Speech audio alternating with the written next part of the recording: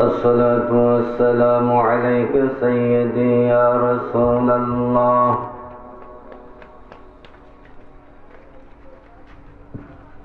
الصلاة والسلام عليك سيدي يا حبيب الله الصلاة والسلام عليك سيدي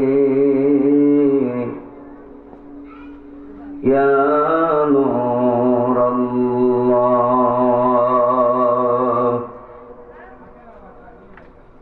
الصلاة والسلام عليك سيدي يا راحة العاشقين الصلاة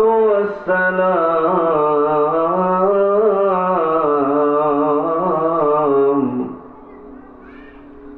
عليك سيدي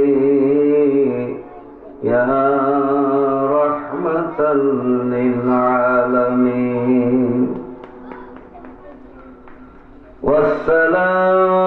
والسلام على جميع الأولياء الكاملين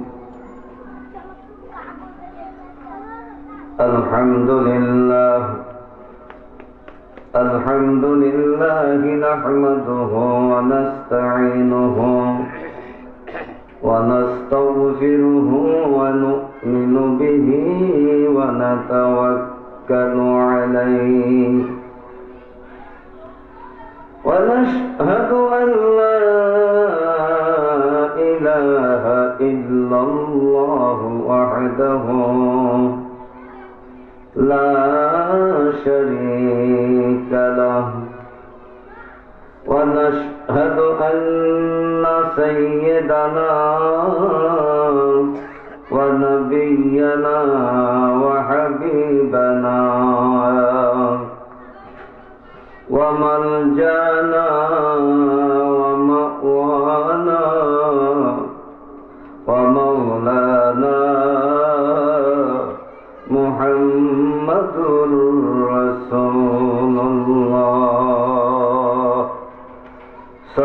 الله عليه وسلم الذي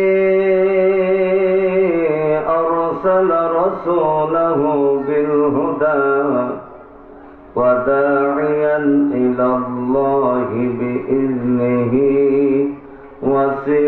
وسراجا منيرا فقد قال الله تعالى جل جلاله وعم نواله في القرآن الكريم أعوذ بالله من الشيطان الرجيم بسم الله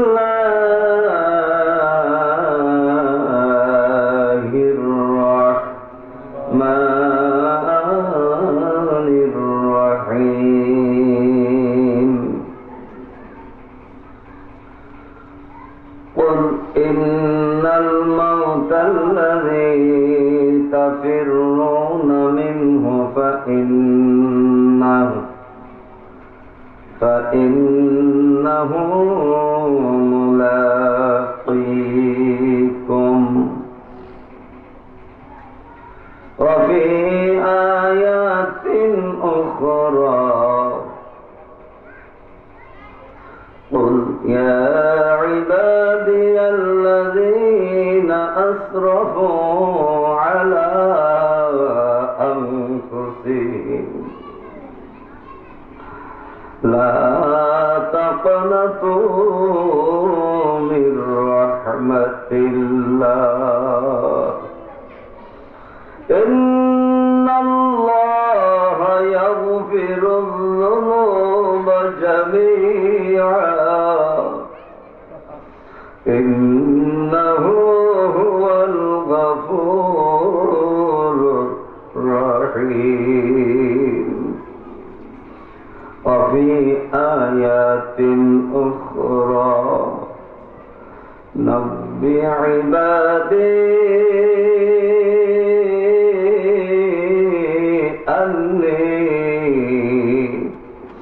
أنا الغفور الرحيم وفي آيات أخرى فليضحكوا قليلا وليبكوا كثيرا وفي آيات أخرى وما كان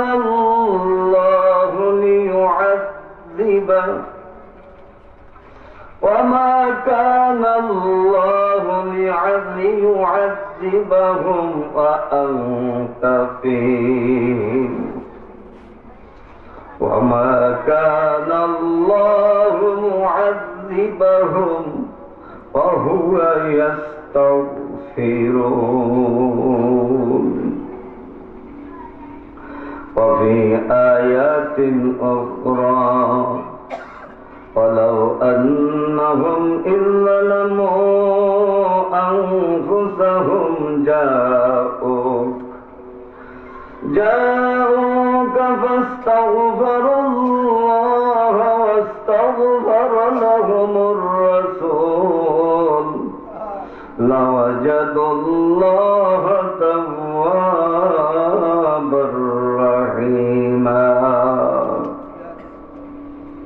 صدق الله مولانا العظيم وصدق رسوله النبي الكريم وفي الحديث الشريف قال رسول الله صلى الله عليه وسلم إن الله تبارك تبارك وتعالى ينزل كل ليلة إلى السماء الدنيا حين يبقى ثلث الليل ويقولون من يدعوني فأستجب لهم ومن يستغفرني فأغفر له ومن يسألني فأعطيه ومن يسألني فأعطيه رواه البخاري. وقال أيضا حرمت عليه النار ثلاثة أعين بكت من خشية الله وأعين سحرت في سبيل الله وأعين غمضت عن محارم الله. صدق رسوله النبي الكريم أو كما قال عليه الصلاة والتسليم. في شان حبيبه ومحبوبه إن الله وملائكته يصلون على النبي يا أيها الذين آمنوا صلوا عليه وسلموا تسليما. اللهم صل على سيدنا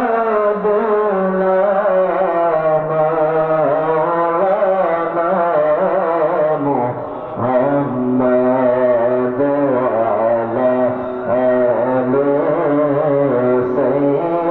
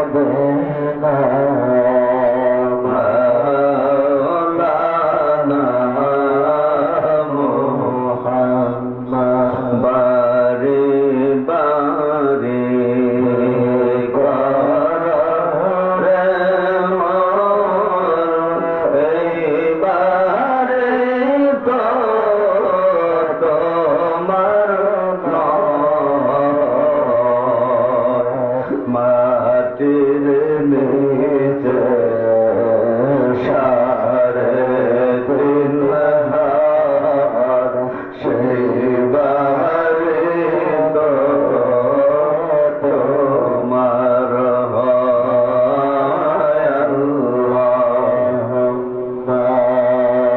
সাল্লি আলা সাইয়্যিদিনা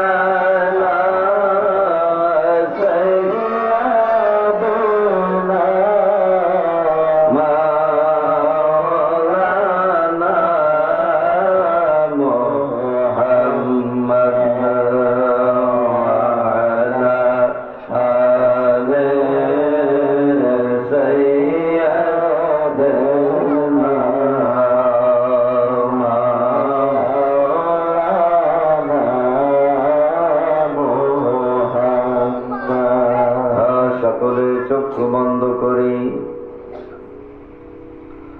অল্প সময়ের জন্য সকলে চক্ষু বন্ধ করি। চক্ষু বন্ধ করার সাথে সাথে সকলে মাথা নিচু করি।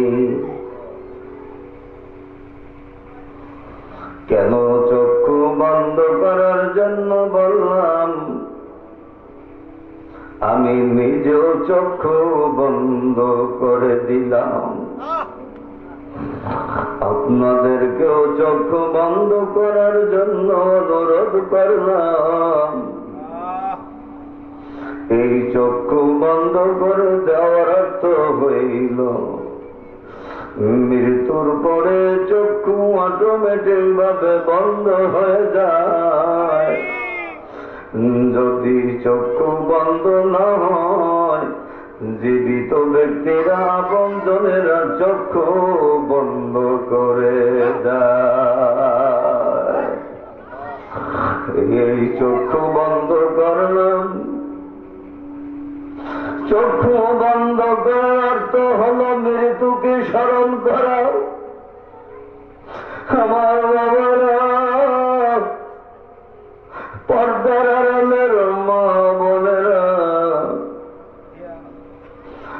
চন্দ্রগঞ্জের এই লক্ষ্মীপুরের এলাকাবাসী বাবারা, ভাইয়েরা, কত মানুষ চলে গেল, কত মুরব্বী চলে গেল,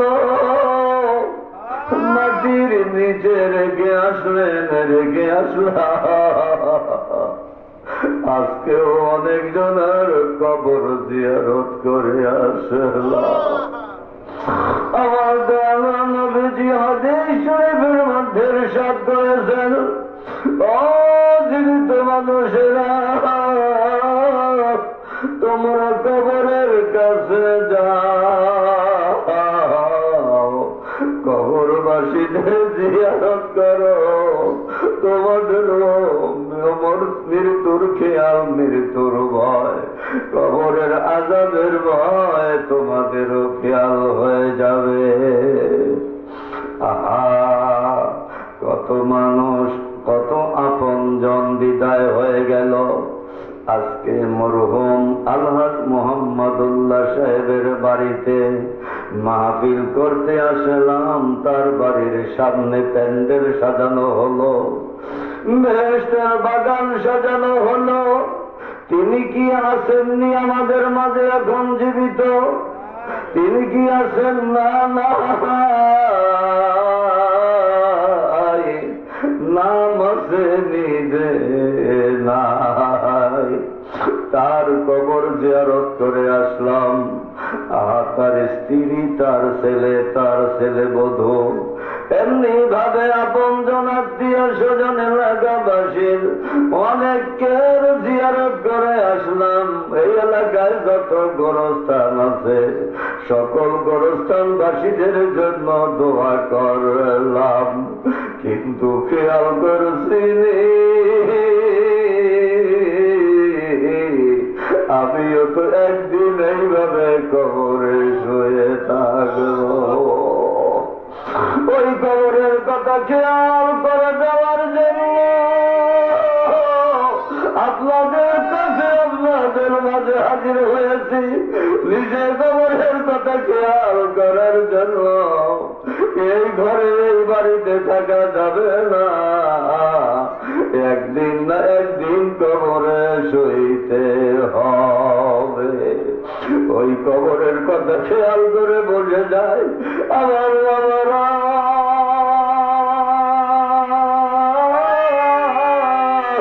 আমার ভাইয়েরা, মাইকের আওয়াজ যত দূর যায় তত দূর মনোযোগ কর। সকলকে অনুরোধ করছি, সকলকে আহ্বান জানাচ্ছি, চলে আসুন।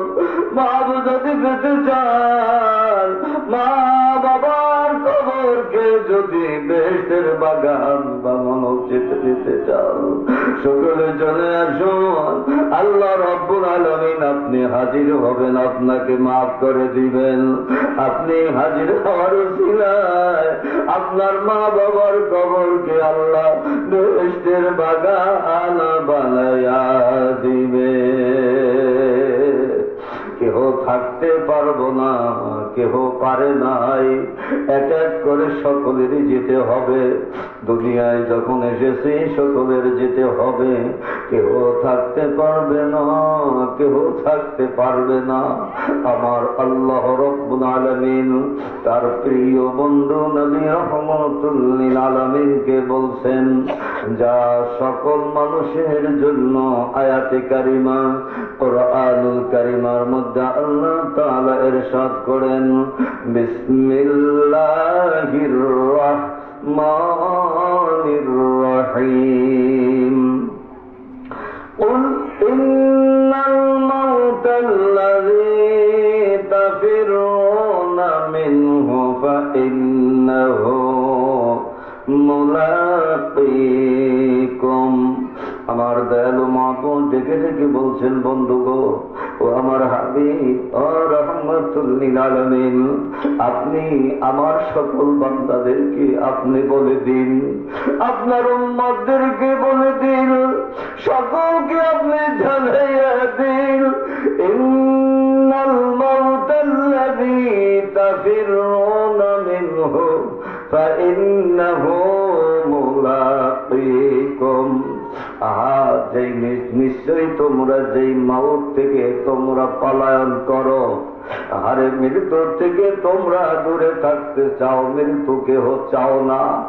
বাবারে, আমার ভাইরা, আমার পর্দার আড়ালের মা ও বোনেরা, দুনিয়ায় আসছি বাঁচার জন্য, থাকার জন্য, মরার জন্য না। অনেকে মনে করে মরব না, মরব না, দুনিয়ায় এই করব সেই করব, আশা কোনো দিন শেষ হয় না। আবার আল্লাহ বলেন, ও বান্দারে,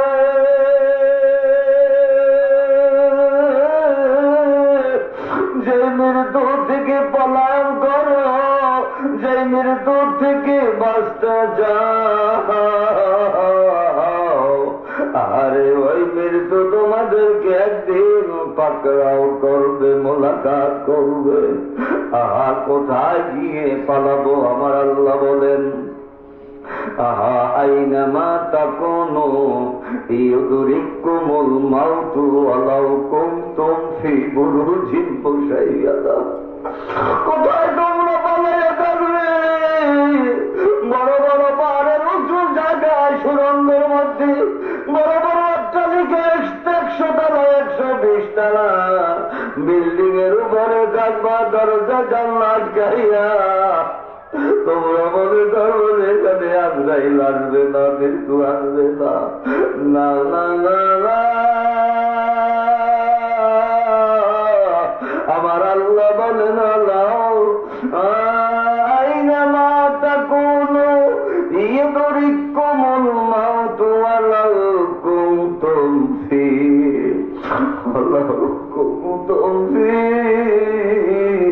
বুরুজিন মুশাইয়াদা। বড় বড় অট্টালিকায় যদি থাকো, ভিতরে যদি গোপন হয়ে থাকো, গোপনে যদি পালায়ন করে থাকো, আজরাইল সেখানে গিয়ে তোমাকে পাকড়াও করবে। আহা, ঘরের দরজা যদি বন্ধ থাকে, জানালা যদি বন্ধ থাকে, কোথাও যদি ফাঁক না থাকে, বলুন তো ওই ঘরের মধ্যে আজরাইল প্রবেশ করতে পারবেনি? আওয়াজ দিয়ে বলেন, পারবেনি? পারবেনি? পারবেনি? বড় বড় পাহাড়ের উপরে উঠিয়া সুরঙ্গের মধ্যে যদি পালাইয়া থাকি রে, ওই জায়গায় আজরাইল যাইতে পারবেনি। আহা, পারবে? কোথাও পালাইয়া থাকা যাবে না। মৃত্যু একদিন না একদিন আপনার আমার হবে। ওই মৃত্যুকে খেয়াল করে যারা চোখের পানি ছেড়ে দিয়ে কাঁদবে, দেখেন একটু মৃত্যুকে খেয়াল করে চোখের পানি ছাড়তে পারেনি।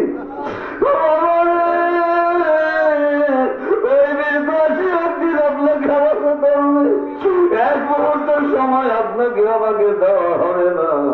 আমার আল্লাহ বলেন ইযা জাআ আজালুহুম লা ইস্তাখিরুনা সাআতাও ওয়া লা ইস্তাকদিমুন। আহা, যখন আল্লাহ পাকের আজল নির্ধারিত সময় যখন শেষ হয়ে যাবে, মালাকুল মউত যখন আপনার আমার সামনে আসবে, এক মুহূর্তের সময় আপনাকে আমাকে দেওয়া হবে না। এই সময়টুকু দিয়ে দিলাম, ঘুরে আসো, বেড়াই আসো, ইবাদত বন্দেগী করে আসো। এক মুহূর্ত আপনাকে আমাকে সময় দেওয়া হবে না। যখনই হুকুম হবে তখনই আপনার আমার এই জানকে কবজ করে নিয়ে নিবে। তাই মৃত্যুর আগে একবার মরে যায়, আল্লাহর কাছে ওই মৃত্যুকে খেয়াল করে চোখের পানি ছেড়ে দিয়ে কাঁদে, আল্লাহ ওই মউতের আযাব আমায় দিও। যুবক ভাই যারা, তাদের তো মৃত্যুর খেয়াল করলে ভয় আসবে না, চোখে পানি আসবে না। বৃদ্ধ যারা, যাদের দেল শব্দ, তাদের চোখে পানি আসবে না। যারা অসুস্থ, ডাক্তারের চিকিৎসায় যখন কাজ হয় না, তখন চোখের পানি ছেড়ে দেয় আর কাঁদবে, আমার তোমার বাঁচারও ভয় না। ওই অবস্থা আসার আগে মৃত্যুকে খেয়াল করে কান্দি, আল্লাহর কাছে বলি, আল্লাহ মউতের কষ্ট আমি সহ্য করতে পারবো না, মউতের আযাব আমায় দিও না, মউতের আযাব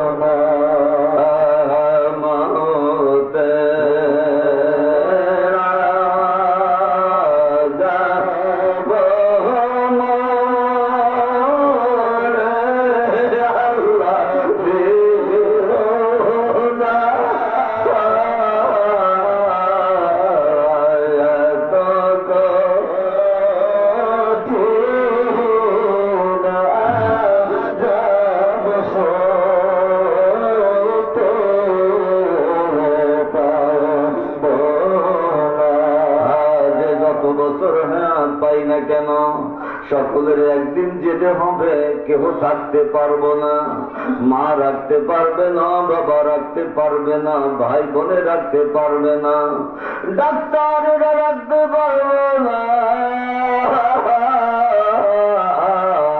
কোন হসপিটালে গেলে হসপিটালের ডাক্তার নার্সেরাও রাখতে পারবে না। বাংলাদেশের ডাক্তার যদি না রাখতে পারে, তাহলে মনে হয় মাদ্রাসের ডাক্তারেরা রাখতে পারবে, সিঙ্গাপুরের ডাক্তারেরা রাখতে পারবে, আমেরিকান জার্মানের সৌদি আরবের ডাক্তারেরা রাখতে পারবে।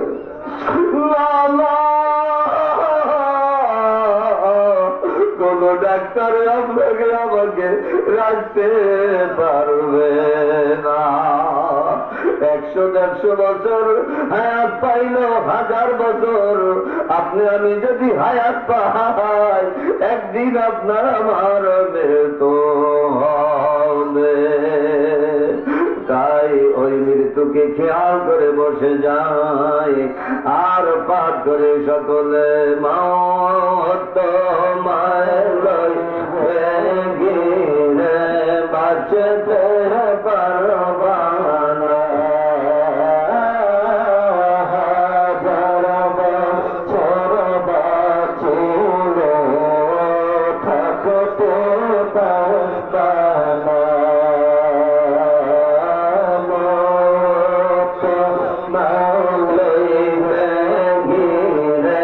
বাঁচতে পারবা না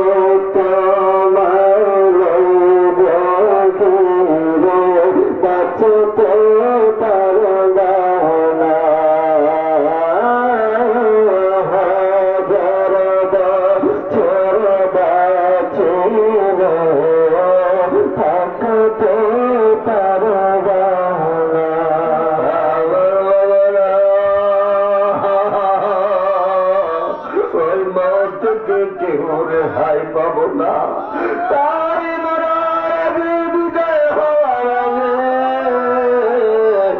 যার যার জীবনের গুনাহ কেঁদে কেঁদে আল্লাহর কাছে মাফ দিয়ে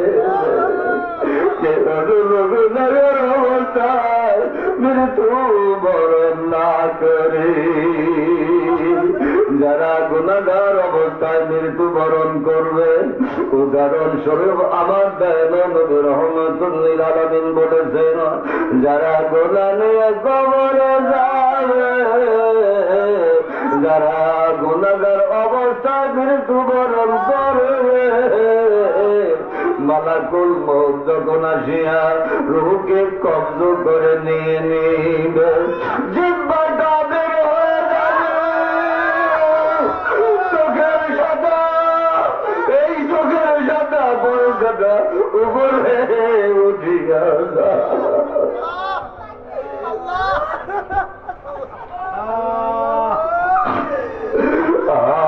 মনে পড়ে গেল আমাদের আশকোনা বড় জামে মসজিদের একজন মুসল্লি বহু বছর আগে জুমার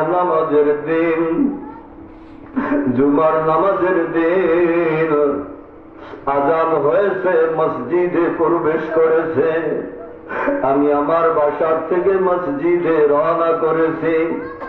প্রতিমধ্যে ওই সন্তানে ওই বাবার ওই মুরব্বীর সন্তান পথে দেখা হলো, গিয়া আর দেখা হওয়ার পরে কয়, হুজুর তাড়াতাড়ি যান, আব্বা তো মসজিদের ভিতরে বেহুশ হয়ে পড়ে রয়েছে। মসজিদের ভিতরে গেল,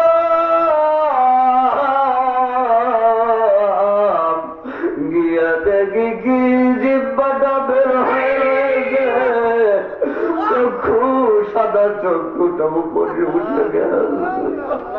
ডাক্তারকে খবর দেওয়া হয়েছে, ডাক্তার আসিয়া নারী ধরিয়া আরে এই বুকের উপরে মিশিং ধরিয়া ঘটনা করেছে, এই মুসল্লি আর দুনিয়ায় বেঁচে না।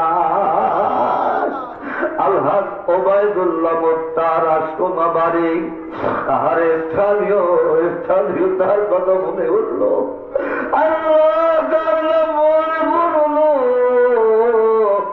আল্লাহ তাকে তুমি মাফ করে দাও। আমার সাথে একই সাথে হজ করেছে, মসজিদে তার মৃত্যু হয়েছে। দেখতে পাইলাম আমার দয়ালু নবী রাহমাতুল্লিল আলামিন যে হাদিস শরীফের মধ্যে ইরশাদ করেছেন তার বাস্তবতা প্রমাণ পাইলাম। জিহ্বাটা বের হয়ে গেছে, সাদা চক্ষু উপরে উঠে গেছে। আমার দয়ালু নবী জীবন মানবতের যারা গুনাহ নিয়ে মৃত্যু বরণ করবা, শোনো হাদিস শরীফে হুকুম দেওয়া হয়েছে,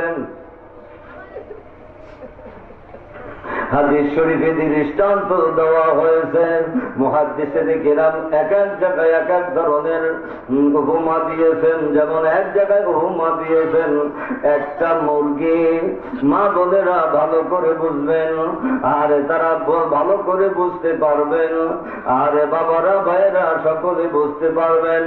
একটা মুরগি জবাই করে দেওয়ার পরে যদি উঠানে খোলা মাঠে ছেড়ে দেওয়া হয়, জবাই করার পরে মুরগির আর কি শক্তি থাকে?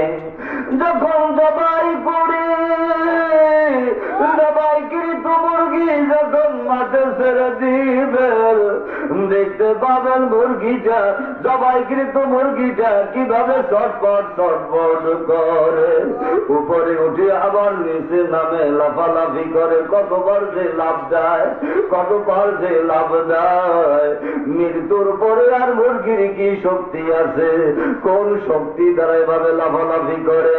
যারা গুনাহ নিয়ে মৃত্যু বরণ করবে,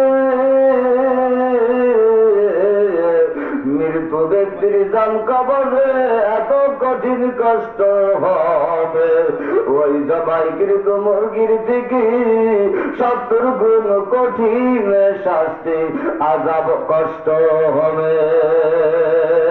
আল্লাহর কাছে ফরিয়াদ জানাই, আল্লাহ আল্লাহ এই গুনাহগার অবস্থায় কেউ মৃত্যু বরণ করতে চাই, বহুতের কষ্ট সহ্য করতে পারবো না। যারা গুনাহ নিয়ে কবরে যাবে আমার দয়াল নবীজি ফরমান তাদের কবরের চতুর্দিক থেকে এমন ভাবে জোরে চাপ দিবে, চাপের কারণে হাড্ডিগুলি ভেঙে চুরমার হয়ে যাবে। সহ্য করতে পারবেননি এলাকাবাসী বাবারা ভাইয়ারা, সহ্য করা সম্ভব হবে না, সহ্য করা তো সম্ভব হবে না। আল্লাহর কাছে ফরিয়াদ জানাই, আল্লাহ মৌতের আযাব কবরের আযাব মাফ করে দাও। আমার দয়াল নবী রাহমাতুল লিল আলামিন ফরমান মানুষ যখন মৃত্যুবরণ করবে মৃত্যুর পরে পরকালের প্রথম মঞ্জিল প্রথম স্টেশন হলো কবর।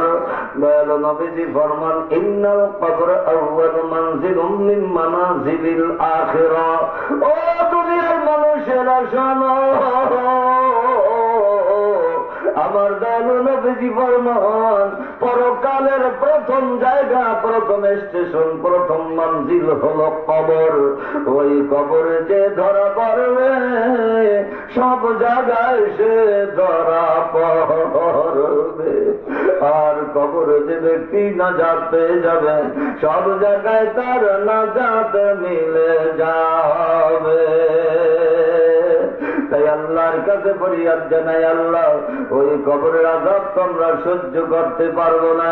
তাই দেখেন চোখের পানি আসছে নি, নিজের জীবনের গুনাহকে মাহফিল থেকে মাফ করাইতে পারি।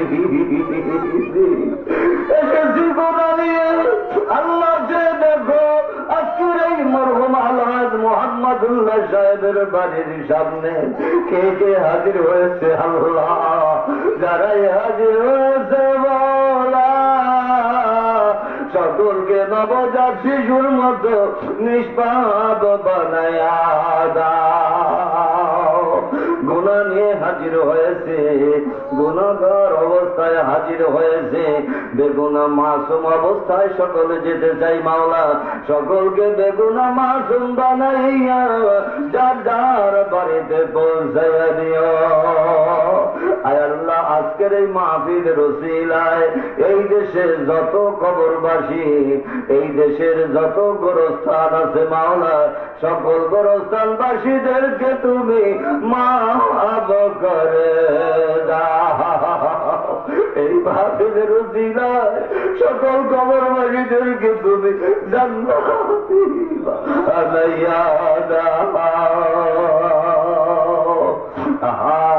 যারা গুনাহগার অবস্থায় কবরে যাবে, কবরের আযাব কবরের শাস্তি কেমন শাস্তি। আমার দয়ালু নবী রাহমাতুল লিল আলামিন একদিন মদিনা শরীফ নিজ বাড়ি থেকে রওনা করছেন সফরে। প্রতিমধ্যে জান্নাতুল বাকি, জান্নাতুল বাকিতে দাঁড়িয়ে একটু জিয়ারত করতে লাগলেন।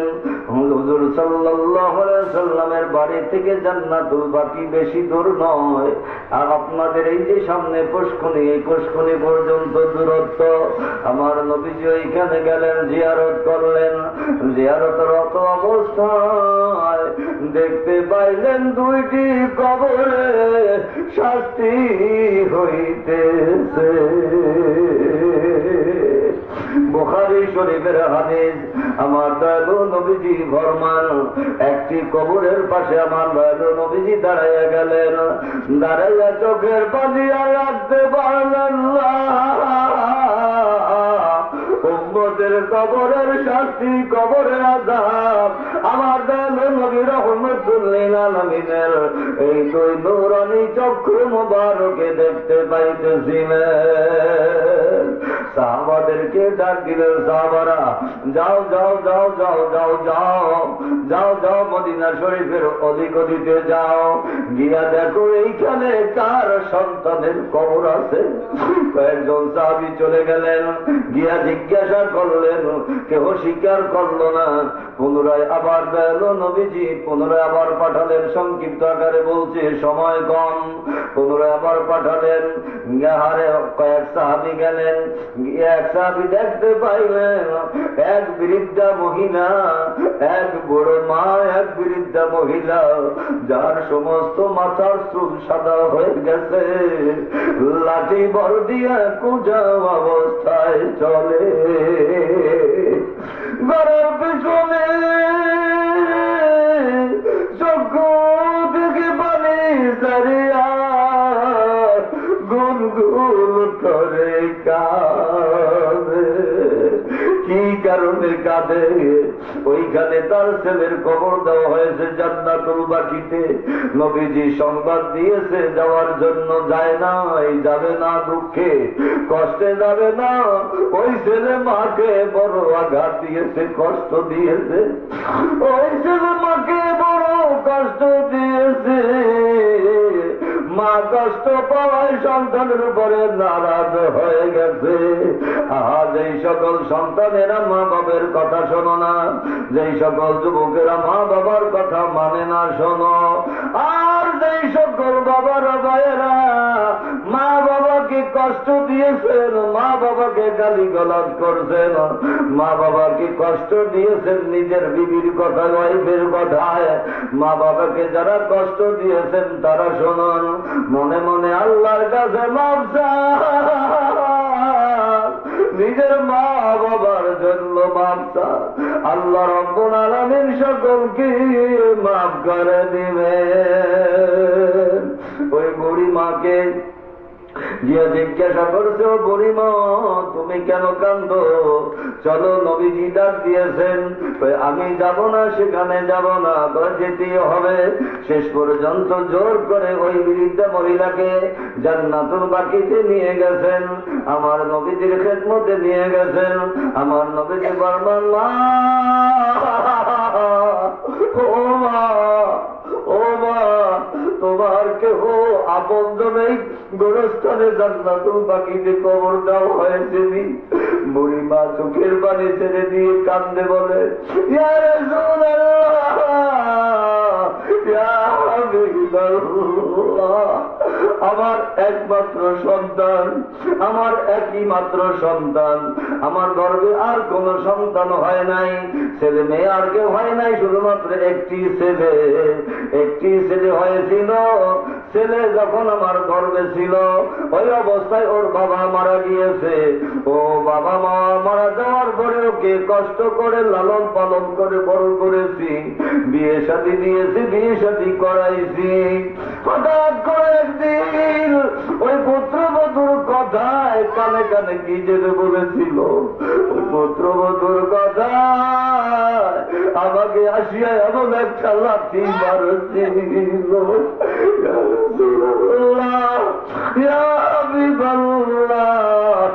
ওই লাঠির কারণে আমার পাথরের হাড্ডি এখনো বাঁকা রয়েছে। যারা মা বাবাকে কষ্ট দিয়েছ, যারা মা বাবার কথা মানো নাই, যারা মাকে বাবাকে মারধর করেছ, গালিগালাজ করেছ, শোনো, কবরের আযাব কোনদিন মা পাইবা না। আবার দয়ালু নবীজি ফরমান, মাগো মা, তুমি কি বদদোয়া করেছো? তুমি কি শাস্তি চেয়েছো? ইয়া রাসূলুল্লাহ, ইয়া হাবিবাল্লাহ, আমি বদদোয়া করি নাই, কিন্তু আমি ব্যথা সহ্য করতে পারি না। কি হয়েছে আপনি বলুন, ইয়া রাসূলুল্লাহ, কি হয়েছে আপনি বলুন। আমার দয়ালু নবীজি ফরমান, তোমার ছেলের কবরে তো শাস্তি হইতেছে। বলে শাস্তি হইতেছে, ঠিক আছে, হইতে থাকুন। ছেলে কি অন্যায় করেছে তার প্রতিদান হিসাবে শাস্তি ভোগ করো। আমার দয়ালু নবীজি চোখের পানি ছেড়ে দিয়েছেন। মা তো মা, আমি তো নবীগুলো দেখে সহ্য করতে পারি না আযাব। ও মা, তুমি যদি দেখো সহ্য করতে পারবে না। এই বলিয়া মা দয়াল নবী রহমাতুল লিল আলামিন আল্লাহর হুকুমে কবরকে ফাঁকা হওয়ার জন্য নির্দেশ দিয়েছেন। সাথে সাথে কবরের মাঝখান ফাঁকা হয়ে গিয়েছে। যেই মাত্র ফাঁকা হয়ে গিয়েছে বুড়ি মাতা গায়া দেখে কি আগুনের মধ্যে যেমন বেগুন পোড়া দিলে বেগুনের কি অবস্থা হয়, ওই রকমের ছেলের সমস্ত দেহ পোড়াইয়া ওই রকম করে ফেলেছে। আহা দেখিয়া চিৎকার দিয়া এক জমিনের মধ্যে হুশ হয়ে পড়েছে। হুশ হওয়ার পরে বুড়িমা বলে, ইয়া রাসূলুল্লাহ, ইয়া হাবিবাল্লাহ, আমি কি এই রকমের শাস্তির কথা আল্লাহর কাছে বলেছি? আমি তো সহ্য করতে পারি না। আমার নবীজি ফরমানো, বুড়িমা তাহলে মাফ করে দাও, এখনই মাফ করে দাও। বুড়িমা কয়, মাফ করে দিলাম ইয়া রাসূলুল্লাহ। মাফ করে দেওয়ার সাথে সাথে কবরের আযাব আল্লাহ মাফ করে দিয়েছে। তাই যারা গুনাহ নিয়ে কবরে যাবে, মা বাবাকে কষ্ট দিয়ে যারা কবরে যাবে, অন্যায় করে যারা কবরে যাবে, কবরের মাটিতে তাকে মোটেও খাতির করবে না। আজান হইলে মাইক, দূরের মাইক বন্ধ করে দিয়েন, ভিতরে সাউন্ড চলবে। না হয় বাহিরের মাইকের কারণে অন্য অন্য মসজিদের মুসল্লিদের নামাজে কষ্ট হবে, ব্যাঘাত হবে। বাইরের মাইক বন্ধ করে দিয়েন। আল্লাহুম্মা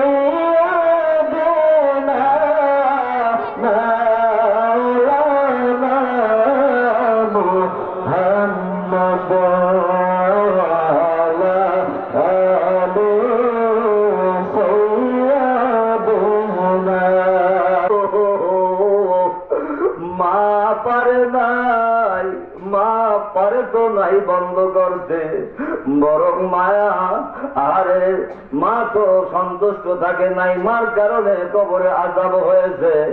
মা পারে নাই, বাবা পারে নাই, ভাই পারে নাই, বোন পারে নাই, এলাকাবাসী কেহ পারে নাই, কোন মানুষ কবরে আযাব মাফ করাইতে পারে নাই। কিন্তু আপনার আমার নবী, দয়ালু নবী, মায়ার নবী রহমতুল লিল আলামিন কবরের আযাব সহ্য করতে পারলেন না। মুহূর্তের মধ্যে কবর আযাব বন্ধ করাইয়া দিলেন। সেই নবী রহমতুল লিল আলামিনের মহব্বতের মোরাকাবায় বসে যায়। ওই নবীজিকে ভালোবাসতে পারছিনি, ওই নবীজিকে মহব্বত করতে পারছিনি। ওই নবীজিকে যদি মহব্বত করতে না পারি রে, আপনার আমার কবরের শাস্তি বন্ধ হবে না। যদি নবীর মহব্বত নিয়ে কবরে যেতে পারি, আমার নবীজি আপনার আমার কবরে হাজির হয়ে যাবে। এই যে আপনি আমি মোরাকাবার গজলের মধ্যে শুনলাম, আহা সবাই কবরেতে রেখে তোমায় সবাই ফিরে যাবে বাসায়, কিনা কবর তোর সবাই ফিরে যাবে বাসায়, আশিক হয়ে যেতে পারলে তওবা মুস্তাফা।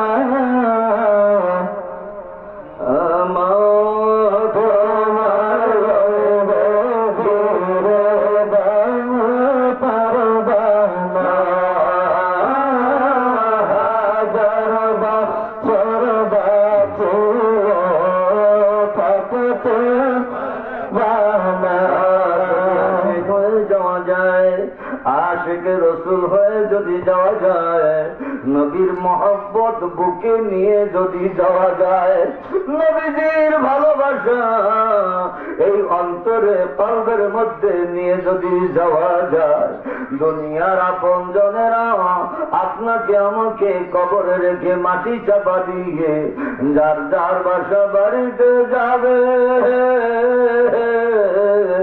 কিন্তু আপনি আমি যাকে ভালোবেসেছি সেই তখন নবী আপনার আমার কবরে এসে হাজির হয়ে যাবে। ওই নবী রহমতুল লিল আলামিন বলেছেন, উম্মতের শোনো, তোমরা কেহ মুমিন হতে পারবে না যেই পর্যন্ত তোমরা তোমাদের মা বাবা, সন্তান সন্ততি, আপনজন, আত্মীয় স্বজন, তোমাদের ভালোবাসার বস্তুর থেকে যদি আমি নবীকে বেশি ভালোবাসতে না পারো, তাহলে তোমরা কেউ ঈমানদার হতে পারবে না।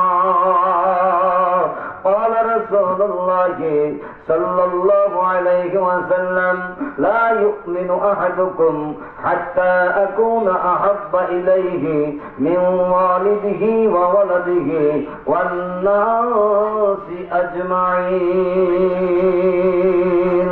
আমার নবীজি এই বাণী ফরমান, তাই নবীজিকে পাইতে হলে বিপদে আপদে, কবরে, হাসরে, মিজানে, সব জায়গায় যদি নবীজিকে পেতে চাই, তাহলে নবীজিকে ভালোবেসে নবীজির সুন্নত আমল করে করে, নবীজির তরিকা অনুযায়ী নিজের জীবনকে গঠন করে কবরে যেতে হবে, তাহলে নবীজির সুপারিশ নসিব হবে। তাই ও নবী রহমতুল লিল আলামিনকে ভালোবাসার নাম হলো ঈমান। তাই আমার নবীজিকে ভালোবাসতে হবে, হৃদয় দিয়ে ভালোবাসতে হবে। কি দিয়ে? আওয়াজ দিয়ে বলেন, কি দিয়ে? মুখে না অন্তরে? মুখে না অন্তরে ভালোবাসতে হবে, মুখে না অন্তরে। আমার নবীজিকে অন্তর দ্বারা ভালোবাসা, নবীজিকে হৃদয় দ্বারা ভালোবাসার নাম হলো ঈমান। আমি হৃদয় থেকে নবীজিকে ভালোবেসেছি, আমি হৃদয় থেকে নবীজিকে ভালোবেসেছি, আমার মনের ঘরে নবীর নূরে আলো জ্বলেছে, আমার মনের ঘরে নবীর নূরে আলো জ্বলেছে, আমি হৃদয় থেকে নবীজিকে ভালোবেসেছি, আমি হৃদয় থেকে নবীজিকে ভালোবেসেছি। বল নবীর প্রেম ছাড়া মুমিন হতে চায় না, বল নবীর প্রেম ছাড়া মুমিন হতে চায় যারা, বল নবীর প্রেম ছাড়া মুমিন হতে চায় যারা, বল নবীর প্রেম ছাড়া মুমিন হতে চায় যারা, মুনাফিকের দলে তাদের নাম লিখেছি, আমি হৃদয় থেকে নবীজিকে ভালোবেসেছি, আমি হৃদয় থেকে নবীজিকে ভালোবেসেছি। মা বাবা, সন্তান সন্ততি সবার আগে নবীর প্রেমে, মা বাবা, সন্তান সন্ততি সবার আগে নবীর প্রীতি, মা বাবা, সন্তান সন্ততি সবার আগে নবীর প্রীতি, মা বাবা, সন্তান সন্ততি সবার আগে নবীর প্রীতি, আমার জানের চেয়ে নবী তাকে জেনেছি, আমি হৃদয় থেকে নবীজিকে ভালোবেসেছি, আমি হৃদয় থেকে নবীজিকে ভালোবেসেছি। কোরআন তো আল্লাহ বলেন,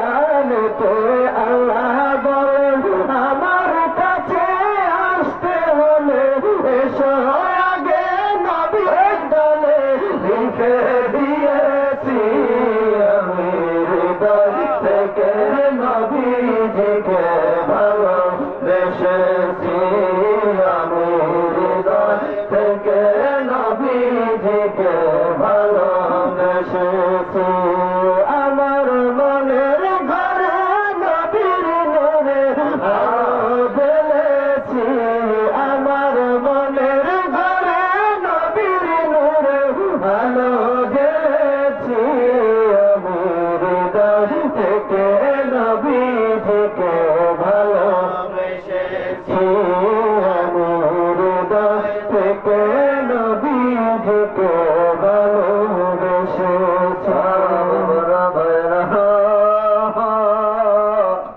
আমি ভেবে দেখলাম আমি জেনে দেখলাম আমি কোরআন হাদিস পাঠ করে দেখলাম আমি বুঝতে পারলাম আমার নবীর মতো আপন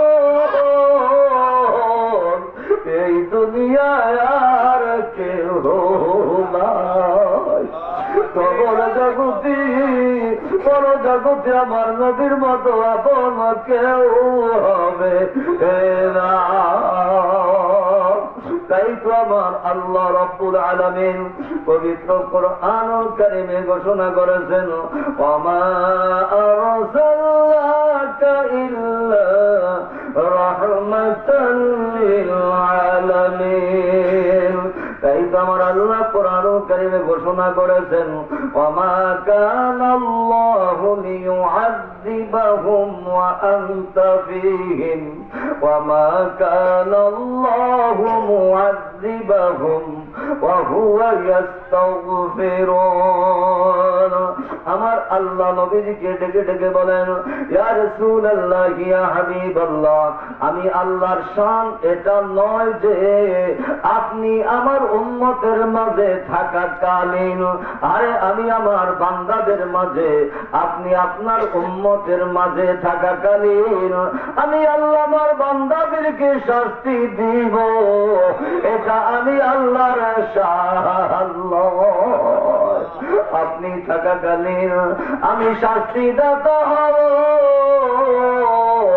ওয়ামা কানাল্লাহু মুআযযিবাহুম আমি আল্লাহ তাদের জন্য শাস্তিদাতা হব এটা আমি আল্লাহর শান নয় ওয়া হুয়া ইস্তাগফিরুন আপনার উসিলায় আপনি থাকার কারণে আপনি আমার বান্দাদের মাঝে থাকার কারণে আপনি আপনার উম্মতের মধ্যে থাকার কারণে আমার গুনাহগার আশিক বান্দার মধ্যে থাকার কারণে আমি আল্লাহ হইলাম ইস্তাগফিরুন সব সময়ের জন্য তাদেরকে ক্ষমা করে দিব কেমন আল্লাহ পাকের বাণী আল্লাহর নবী রাহমাতুল লিল আলামিন আপনার আমার মাঝে আছেন আছেন না নাই আছেন না নাই আছেন না নাই মদিনা শরীফে আমার নবীজি এখনো চোখের পানি ছেড়ে দিয়ে জীবিত ব্যক্তিরাই তো কান্দে মৃত্যু ব্যক্তিরা তো কান্দে না তাই আজার আমার দয়ালু নবীজি হইলেন জিন্দা নবী সেই জিন্দা নবী আপনার আমার মায়ায় কাঁদতেছেন আপনার আমার মায়ায় কাঁদতেছেন ওই নবী রাহমাতুল লিল আলামিন হাসরের ময়দানে আপনার আমার মায়ায় কাঁদেন যে নবী আপনার আমার মায়ায় কাঁদেন ওই নবীর মায়ায় আপনার আমার কান্দা উচিত অবশ্যই কান্না উচিত অবশ্যই আমার নবীর মহব্বতে কাঁদতে হবে নবীজিকে পাওয়ার জন্য কাঁদতে হবে নবীজিকে রাজি খুশি করার জন্য কাঁদতে হবে কারণ ওই নবীর মতো আপন আর কেহ নাই যেজন হবে আপন সেই তো মদিনাওয়ালা যেজন হবে আপন সেই তো মদিনাওয়ালা করলা দিয়া তন্দুর মন করলা দিয়া বন্ধু করলা দিয়া তন্দুর মন করলা দিয়া বন্ধু কেউ তো তোমার আপন হবে না না হবে আপনা সেই তো মদিনা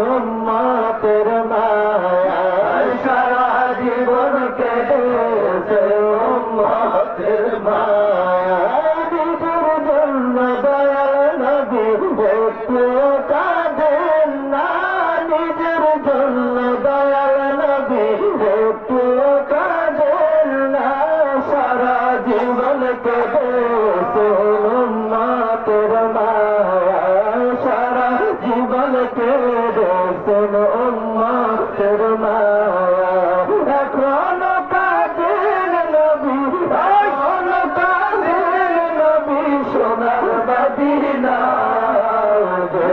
হবে আপনা সেই তো মদিনাওয়ালা যেজন হবে আপনা সেই তো মদিনাওয়ালা কবর হাসর পেছরাতে কেউ তো আপন হবে না কবর হাসর পেছরাতে কেউ তো আপন হবে না যেজন হবে সেজন পাবে শাহে মদিনা যেজন হবে সেজন পাবে শাহে মদিনা কবর হাসর পেছরাতে কেউ তো আপন হবে না কবর হাসর পেছরাতে কেউ তো আপন হবে না যেজন হবে সেজন পাবে শাহে মদিনা যেজন হবে সেজন পাবে শাহে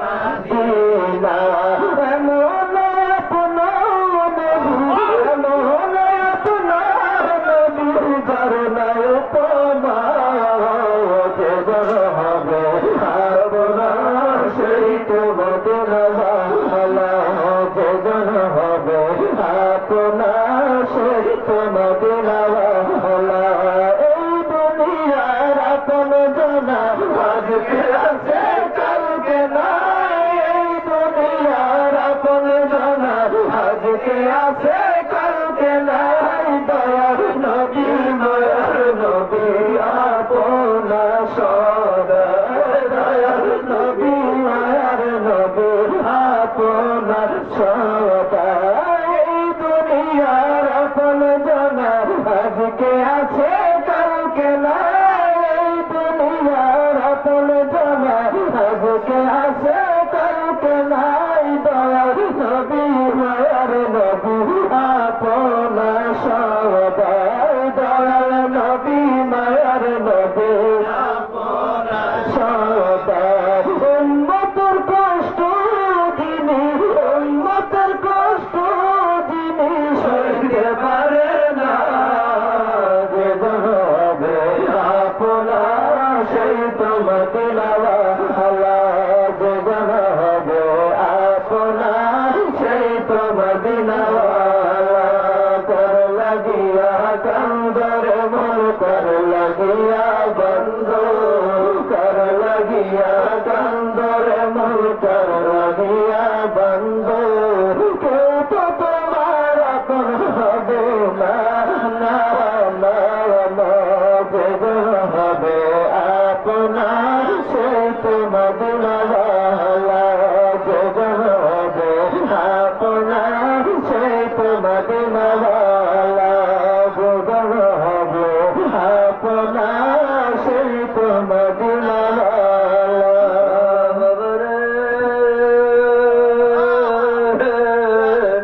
আমার নবীর মহব্বতে চোখের পানি ছেড়ে দিয়ে টুকা দিয়ে দেখেন মা মা বলে যদি সন্তান কান্দে বাবা বাবা বলে যদি সন্তান কান্দে মা বাবা কেমন দয়া করে আমার নবী রহমতুল্লিল আলামিনের জন্য একটু কান্দিয়া দেখেন আমার নবী কেমন রহমতুল্লিল আলামিন যারা নবীর পাগল যারা নবীর মহব্বতে তারা নবী ছাড়া কিছু দেখে না নবী ছাড়া কিছুই বুঝে না আমার আল্লাহ বলেন ওয়ালাউ আন্নাহুম ইয যালামু আনফুসাহুম জাউকা ফাস্তাগফিরুল্লাহ ওয়াস্তাগফারা লাহুমুর রাসূল লাওয়াজাদুল্লাহা তাওয়াবার রহিমা। আমার নবী যদি আপনাকে আমাকে মাফ করে দেওয়ার জন্য বলেন, আল্লাহ রাব্বুল আলামিন আপনাকে আমাকে সাথে সাথে মাফ করে দিবেন।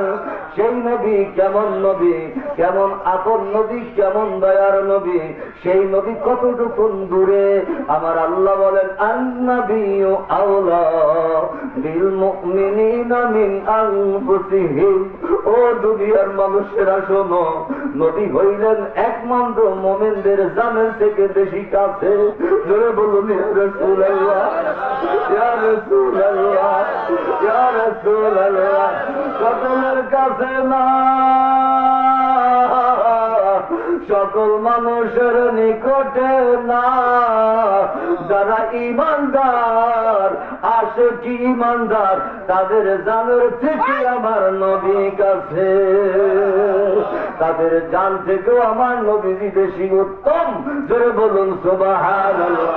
সেই নবী রাহমাতুল লিল আলামিনের মহব্বতে দেওয়ানা হতে হবে আর কানতে হবে। নবীজির কথা বলা যাবে না, নবীজির কথা সব সময় মনে রাখতে হবে। যারা নবীর কথা খেয়াল করবে আল্লাহ রাব্বুল আলামিন তার কথা সব সময় খেয়াল রাখবেন, তাকে রহমত দ্বারা বেষ্টন করে রাখবেন। জোরে বলেন সুবহান। আমার নবীজির স্মরণ যেই উম্মতের থাকবে, যেই বান্দার থাকবে, আল্লাহ রাব্বুল আলামিন রহমত দ্বারা তাকে বেষ্টন করে রাখবে। সেই নবী রহমাতুল লিল আলামিনের খেয়াল ও জিকির সদা সর্বদা করতে হবে। তাই তো আমরা মাঝে মাঝে বলি আমার জিকির নবী নবী, দো চোখে মদিনার ছবি, চোখে মদিনার আমার জিকির নবী নবী, দো চোখে মদিনার ছবি, দো চোখে মদিনার ছবি। আমার জিকির নবী নবী,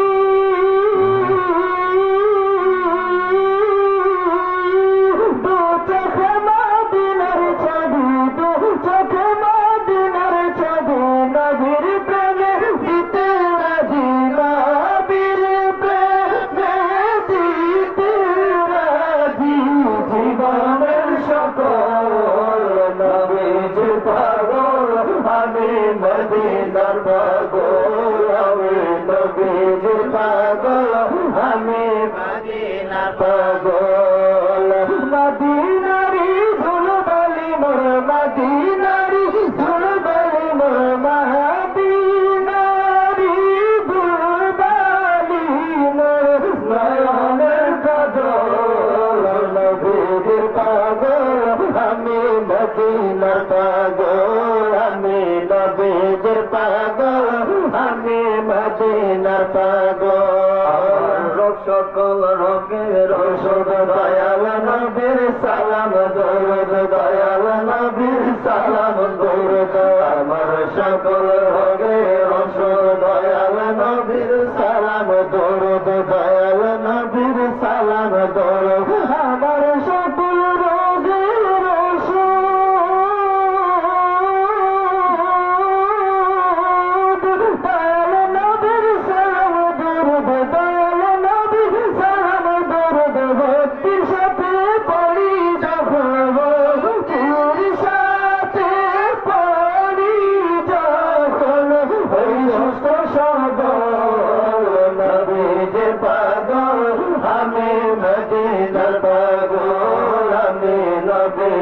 পাগল, আমি মদিনার পাগল।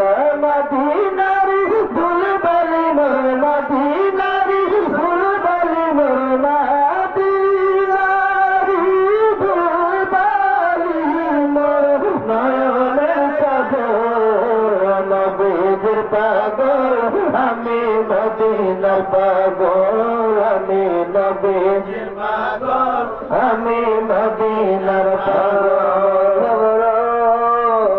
এমনি ভাবে যদি মুরাকাবা মুশাহাদা নবীর মহব্বতে দেওয়ানো হয়ে চোখের পানি ছেড়ে দিয়ে কাঁদতে পারি, কেঁদে কেঁদে জীবনের গুণাগুলি মাফ করাইতে পারি। মৃত্যুর পরে আপনার আমার এই দেহ মাটিতে খাবে না। মৃত্যুর পরে যেমন জিন্দা ছিলাম দুনিয়ায়, ঠিক তেমনি ভাবে ওই রকমের সশরীরে জিন্দা থাকবো। আল্লাহ যেন এমনি ভাবে আমল করে করে জীবনকে গঠন করার তৌফিক দান করেন। বলুন আমিন, জয় বলুন আমিন। আসুন এখন অল্প সময় আল্লাহর জিকির করি। কেন জিকির করব? জিকিরের জন্যই তো আল্লাহ দুনিয়ার বুকে প্রেরণ করেছেন, ইবাদতের জন্যই তো আল্লাহ তাআলা প্রেরণ করেছেন। ইবাদতের মূল হলো আল্লাহর জিকির। জিকিরের বড় ফজিলত। দুনিয়ায় আপনি আমি কেন অশান্তির মধ্যে আছি? কারণ হলো আল্লাহ পাকের জিকিরকে ভুলে গিয়েছি, আল্লাহ পাকের জিকির করি নাই। আল্লাহ পাকের ওয়াদা সত্য, সত্য না মিথ্যা? আল্লাহ পাকের বাণী সত্য না মিথ্যা? আল্লাহ পাকের বাণী চিরন্তন সত্য। আল্লাহ বলেন, ও বান্দারে, আল্লাযীনা আমানু ওয়া তাতমাইন্নু কুলুবুহুম বিযিকরিল্লাহ, আলা বিযিকরিল্লাহি তাতমাইন্নুল কুলুব। যারা ঈমানদার তারা তাদের অন্তঃকরণে শান্তি অনুভব করে একমাত্র আল্লাহর জিকির দ্বারা। জেনে রাখো, আমি আল্লাহর জিকিরের দ্বারাই কলবে প্রশান্তি আসে। তাই আসুন, শান্তি যদি পেতে চাই, রহমত যদি পেতে চাই, সাহায্য যদি পেতে চাই, আল্লাহ পাকের দয়ার বাড়িতে কি আমল হলো মাওলা, আমল শুরু করলাম। মেহরবানি করে সকলকে নবজাত শিশুর মতো নিষ্পাপ বানাইয়া যাও। এই দেশবাসী সকল মুসলমান নরনারীদেরকে তুমি নিষ্পাপ বানাইয়া যাও। সকলকে তুমি নিষ্কার হিসাবে করে দাও। হে আল্লাহ, এই মাহফিলকে তোমার কুদরতি হাতে সুপর্দ করলাম। মাহফিলে যারা আখিরি মোনাজাত পর্যন্ত আসবে সকলকে তোমার অলির দপ্তরে কবুল করে নিও। এই মাহফিলের উসিলায় এই দেশের প্রত্যেক ঘরে ঘরে তোমার শান্তি রহমত দান করিও। এই জেলায় উপজেলায় যত মানুষ বসবাস করতেছে সকলকে শান্তিতে বসবাস করার তৌফিক দিয়ে দিও। আয় আল্লাহ, আমাদের বাংলাদেশের উপরে তোমার খাস রহমত দান করো। যাবতীয় বালা মুসিবত বিপদ আপদ থেকে আয় আল্লাহ, যাবতীয় সন্ত্রাসবাদ বোমাবাদ সন্ত্রাসীর থেকে আমাদের দেশকে হেফাজতে রাখিও। সকলকে ঈমান ও আমল নিয়ে আনন্দে স্বাচ্ছন্দ্যে চলাফেরা ঘোরাফেরা ইবাদত বন্দেগী করার তৌফিক দিয়া দিও। وصلى الله تعالى على خير خلقه سيدنا محمد وآله وأصحابه أجمعين. الحمد لله رب العالمين.